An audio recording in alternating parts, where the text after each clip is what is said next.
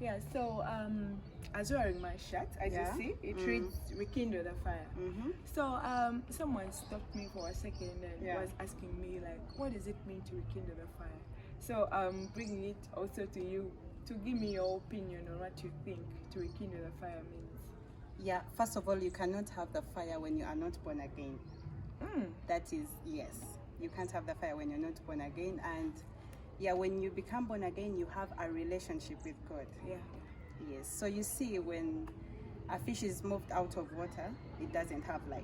Yeah. So we are created to be in the presence of God. So that's how you have to maintain the fire. So after being in the presence of God, you need to pray unceasingly. Yeah, First Thessalonians 5:16 to 18 talks about praying unceasingly. Yeah. So you need to be a man of prayer, a woman of prayer, and you also need to fast to kill the desires of the flesh. So just to interrupt you a bit, which kind of fasting? Yeah. Which kind of fasting would you recommend? Because I hear people can fast that I'll not eat meat for the whole week, I'll not take this for the whole week. What's your opinion on that? Is that the kind of fasting that a person who wants to rekindle their fire should take on? I think fasting is setting yourself apart, or like abstaining from food to focus on spiritual things, or to focus in something spiritual. Yeah. So when you limit yourself to, I will not eat meat, that means you have like a variety of things that you're going to keep eating in the process of fasting.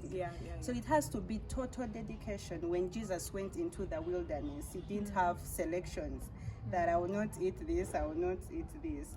We also see John in the wilderness. He didn't have this kind of fasting that I will not eat meat, I will not watch TV, I will not eat sweets. I've heard about this.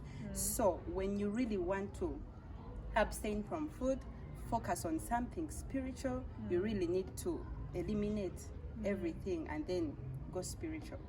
Right. Yes. Thank you. So one way of rekindling the fire is by fasting. First, by having a relationship with God. Yes. Is there more? Yes, there is more. You also need to be pure. I was talking about the desires of the flesh.